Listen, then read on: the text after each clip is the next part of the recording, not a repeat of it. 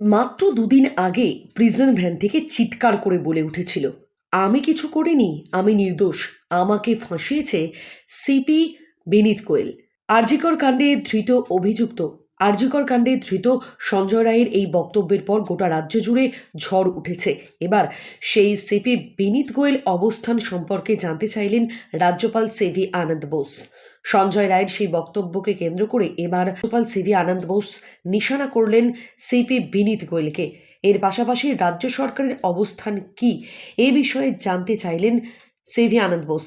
মঙ্গলবার রাতে রাজভবনের তরফ থেকে একটি বিবৃতি প্রকাশ করা হয়, আর সেই বিবৃতিতে বলা হয় যে 12ই নভেম্বর 2024 তারিখে বিভিন্ন সংবাদ মাধ্যমে প্রকাশিত আরজিকর হাসপাতালে ধর্ষণ ও হত্যাকাণ্ড সংক্রান্ত খবরের পরিপ্রেক্ষিতে মাননীয় রাজ্যপাল মহাশয় বিষয়টি নিয়ে গভীরভাবে উদ্বেগ প্রকাশ করেছেন, এবং যেখানে আদালত চত্বরে দাঁড়িয়ে মূল অভিযুক্ত বলে উঠেছিলেন সিপি বিনীত গোয়েল সবটা জানেন, তাকে ফাঁসানো হয়েছে।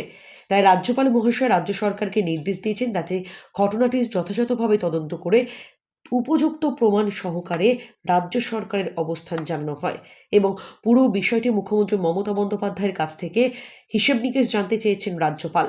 আর কারণ একজন অভিযুক্ত যেভাবে একজন রাজ্যের সিপিকে কাঠগড়ায় তুলেছেন তা এক কথায় নজিরবিহীন এবং বেনজির।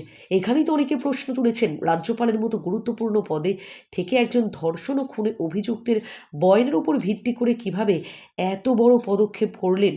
উল্লেখ্য, আদালতে চার্জ গঠনের দিন সঞ্জয় রায় প্রিজন ভ্যান থেকে চিৎকার করে ওঠে যে আমি নির্দোষ, আমাকে ডিপার্টমেন্ট ফাঁসিয়েছে। আর এরপরই যেদিন আরজিকর এই ঘটনায় প্রথম দিনের বিচার পর্ব অর্থাৎ 12 তারিখে প্রিজন ভ্যান থেকে আবারও তাকে চিৎকার করতে শোনা যায় যে আমাকে ফাঁসানো হয়েছে।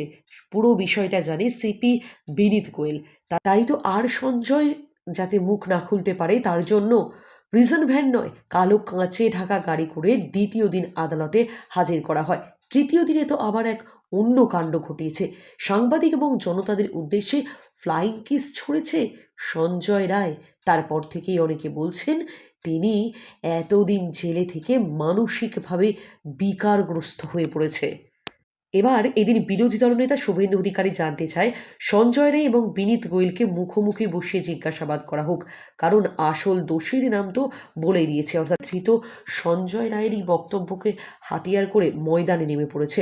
অন্যদিকে কুণাল ঘোষের দাবি সঞ্জয় রায় যে খুন ধর্ষণ করেছে সেটা কলকাতা পুলিশও জানে, সিবিআইও জানে, সঞ্জয় রায়ও জানে। যে জানে সে ফাঁসির আসামি, সে বিভ্রান্তি তৈরি করার জন্য কোনো কথাই বলতে পারে।